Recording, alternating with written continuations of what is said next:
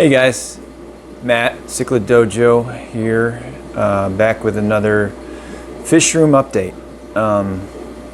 I think last update I did it during the day with the garage doors open, so it's kind of a natural sunlight kind of videos and a lot of glare, I think, as you guys recall. So I promise that this time, hopefully, we can eliminate that glare, and did it with the garage doors closed, and got some lighting on there, so hopefully we can show off the fish a little better.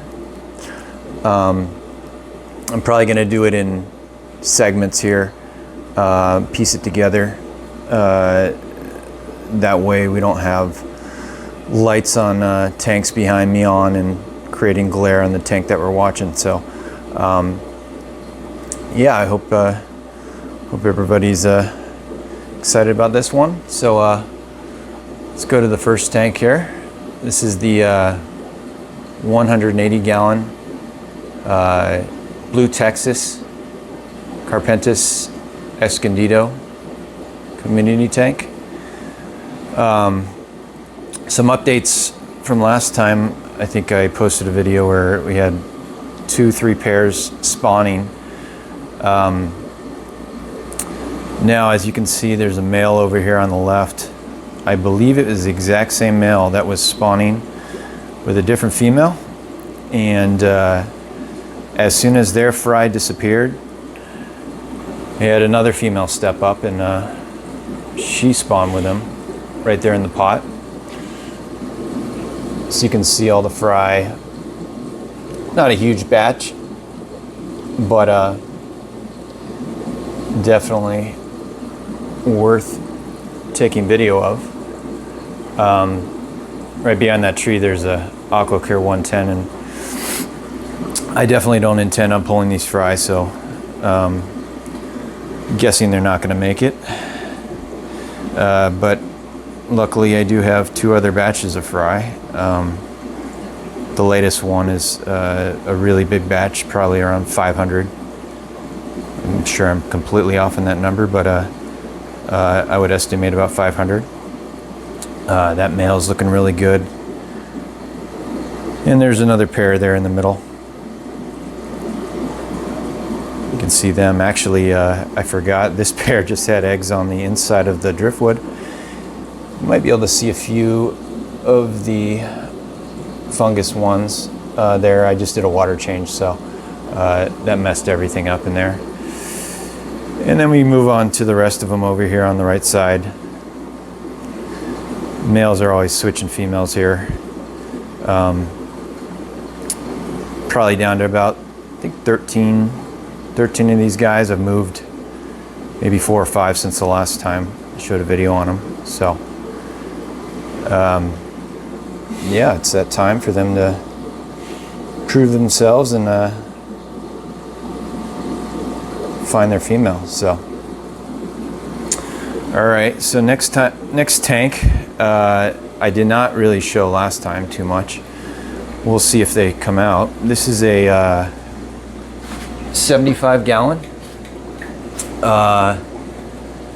These are some of the wild-caught Stahlsbergie, and it's hard to get them to come out normally until I put these dithers in here. I put some of these Buenos Aires tetras that I originally had for some of the Gallon Geophagus, as well as I think I put 3 silver dollars, the standard silver dollars, which are definitely one of my favorites to use for dithers. I use them with a lot of my red terrors, and red terrors can be a little shy, same as these Peruvian green terrors, so they seem to do the trick as far as getting them out. To say I've had no problems with these wild-caught Stahlsbergie would be a complete lie.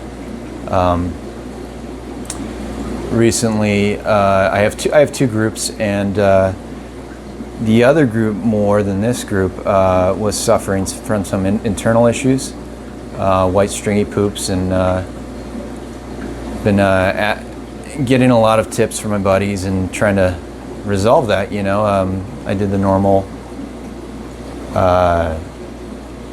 medication, you know, Pro, metronidazole, and my buddy even said it might be a good idea to do some salt baths. That's on the other group, which I'm actually not going to show today.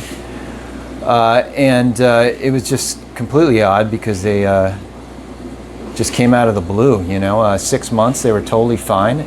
The other group, they had a spawn.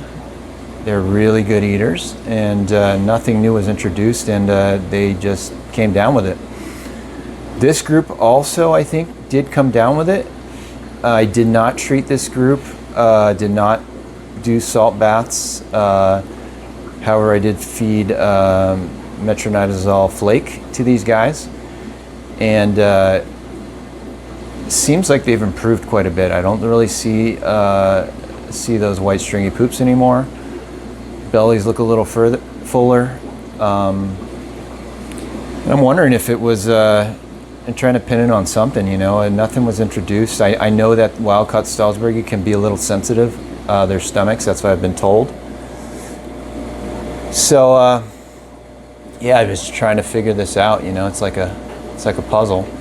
And maybe they just need more flake foods. I had switched over to some pellet food and started noticing the problems. So definitely keep an eye on that, but I think they're looking good relatively. I think you'll notice that a few of them, the dorsal fin, are a little damaged and not really healing. And I've been told that that's probably not going to heal. And I also have 1 or 2 in the other batch that have the same type of dorsal fin issues. So maybe just something with the species. Their dorsal fins are a little more susceptible to that kind of damage. I'm really not sure. So anyways, glad that these guys came out to play a little bit for you guys. And we'll move on to the next video. Okay guys, this is the next tank. This is the 120 gallon Synspellum, Vieja Synspellum tank. I think I had a update video of these guys last time, where there looked to be a possible pair forming. Those 2 in the back left corner seem to be hanging out a lot, sometimes in the pot. I haven't seen any spawns yet, but looks promising. And keeping Viejas is very new to me. Wanted to try out Synspellum because I think they're beautiful, and you know, these guys have come along quite a ways.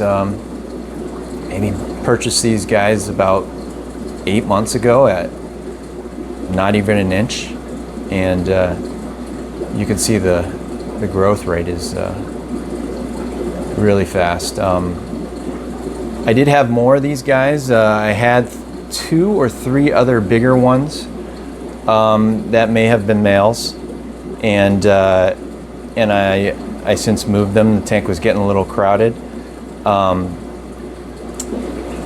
And I'm assuming the majority of what's left are also females. You can see that one with the black bar on the one side, a very unique fish. And might have one more male back here, I'm not really sure. That one seems to be targeted a lot by the bigger male. So possibly, maybe some of you Vieja people out there can confirm. But yeah, they're doing good. Let's skip across over here. So this is the 100 gallon Geophagus brasiliensis community. Might have similar situation to the Vieja tank. Seems to have ended up with one male that I really like. You can see right there. Hopefully he shows off a little bit. growing a nice nuchal hump. And all these other ones, I would guess the majority are females, seem to pair up with him or spawn, you know, every week. A different one wants to spawn in that pot over here. That one female right there that seems to be guarding some fry appears to be guarding her fry up here in the breeder box, which have been here for maybe 3-4 weeks. So very dedicated mother, but here's the male. Really enjoying this species. The group seems to be working out good. No casualties. When I originally got them, the whole group, I ended up with a bigger male, and that bigger male paired up with a female, really small size, maybe 3 to 4 inches. And I actually like this male a little better, although he was subdominant. And so I pulled that pair right after they spawned, and they were just thrashing all the rest of the fish. We're stuck in a corner. I pulled that pair and I put them outside in the pond. I've heard this species can take cool temperatures, and I've checked on them all winter, and they're hanging in there. They're doing well in a 300-gallon pond outside with no heater. Water temp is probably in the low 50s to, you know, maybe high 50s right now. Hopefully it gets warmer soon. But yeah, they're doing well. Really enjoying this species, which is new to me as well. So, and also got plenty of fry. That one batch was the youngest that you saw up here in the breeder box, and have 2 other batches. The biggest might be half to 0.75 inches. So I got some plans for those, hopefully. Moving them, and I might try them out in the pond this summer. So anyways, let's move on to the next tank. The 240 with the wild caught Feste. Sorry about the glare. This male, probably my favorite male out of the batch, is doing well. I think he recently started taking a liking to one of the females. I think she's over to the right hiding. I have another female in there right here, really nice bars. And then this male over here, as well as, there's the female. Yeah, she's nice. They started to pair up a little bit, so that was promising. And then she was even flaring up at the female on the left side, which I'll show you in a second. Maybe she'll come out. So yeah, they're doing good. And let's move over to the left side of the 240. We got this male here, who's been one of the only males to accept a female so far out of the whole batch of wild caughts. He's doing good. Hopefully grow a little bit taller profile going forward. And his female hanging out in the pot a little bit more lately. I keep checking to see if maybe we get lucky one of these days. She's really nice, and she'll occasionally come flare up at these guys over here. So fingers are crossed that good things come from them. Next, these guys are never shy to come out. Got the Aslanum pair. As you can see, their fry are getting bigger. Fry are eating their slime coat and picking on them a little bit, so definitely on my list to separate them, and I'll put the fry in another tank to grow them out. I may even grow out some for myself if I have a decent tank to show them off, because I think one of my favorite things was when I was growing these guys up in their original batch, when they hit that 2 to 3, maybe 4 inch mark, that male just really starts to shine, and the female looks great, you know, and they paired up very early and spawned very early. So anyways, these guys are doing really well.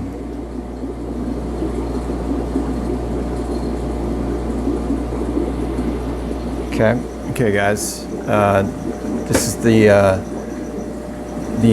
big red terra pair that I have here.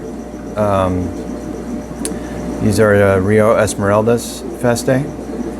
They're both F1 unrelated, and as you can see, they're doing pretty well. They're fry that are in the tank getting bigger. I haven't pulled them, and there's actually some in here that are getting pretty big, maybe over an inch. Yeah, they're doing good in their 150 gallon tank, and I also have some fry available from their previous batch that are almost up to 2 inches, I would say. So yeah, these guys are doing good. See if the male comes out one more time.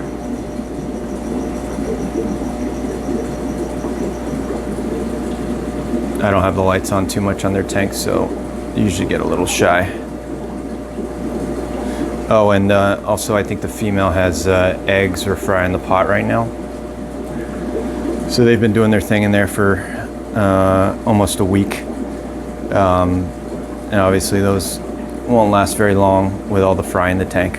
So, but that's normal. They'll probably have a few batches that get eaten by their prior fry, because I have no need to pull these fry anytime soon. They're not even picking on the parents, so everything's going well in there. Down below, not going to be good lighting here, but we have the old Frederick Stelli or multifasciatus pair. Male, you know, with all these fry in the tank, you can see he's getting picked on a little bit. You know, moving these fry slowly. Let's see if you can see some of the fry hanging out over in the corner. But I have been moving some of these fry, so eventually I get these guys back to top shape, and female's over there hanging in the pot. She gets picked on a little bit more by the fry than he does, so she goes and tries to hide away from the fry. So, but anyways, they're doing good. Probably gonna have to remove the parents in order to get all these fry out. This male just freaking psycho. I can't even I can't do anything with this guy in the tank. I can't even put my hand in there. Not that it's unbearable to get bit by him, but definitely draws blood, and last thing I need is a infection from this tank water. So done it before, I don't need to do it again. Anyways, on to the next tank. Okay, so the next tank is the red Tiger Motoguens pair that I have. Previously they were in a bottom tank. I had them in a divided 40 gallon with a ton of fry. Just recently I took those the pair out and I moved them up to this tank. I'm going to be doing sort of a move on that 6-foot rack that I talked about last time. So I moved their fry to a different tank, a 60 gallon, and just moved the pair over here.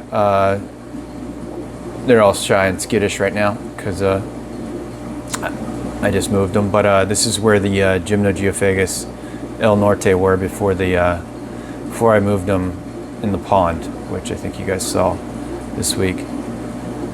So yeah, these guys are doing good. I kind of was going away from Motoguenses. Was keeping a lot of pairs in the past, 5 years, and sort of just dwindled down to my last remaining breeders here. So, but still, I think I'm going to hang on to them for the time being. So, anyways, next tank. These guys are not going to come out. These are the newly acquired Rio Naranjo Trimex. Extremely skittish. I just moved them out of their quarantine tank to this 90 gallon. Freaking out here. I think it's going to take some time before they get comfortable.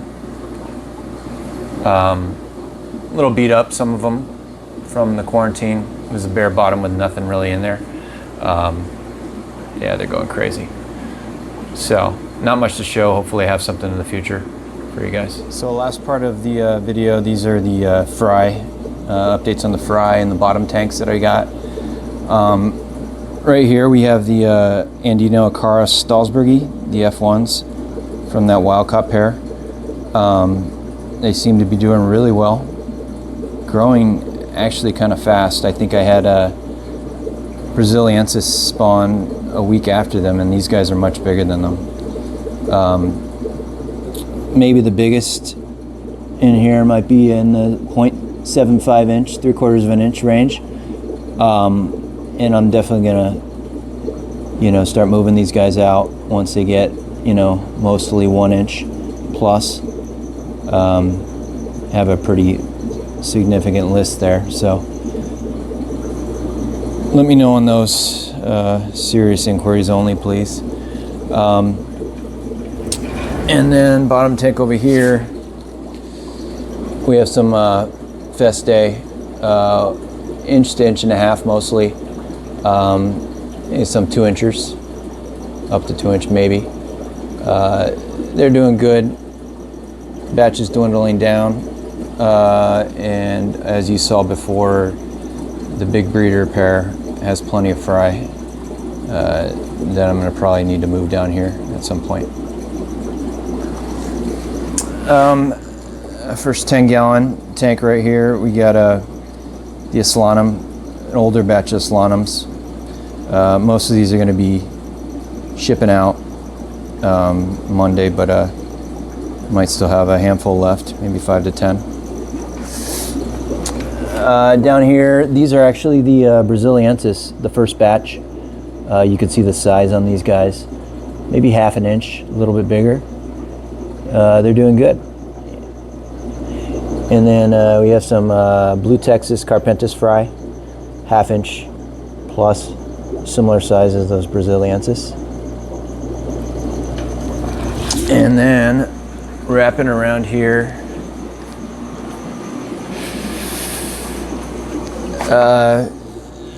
this tank I think has like 3 or so red Tiger Motoguenses.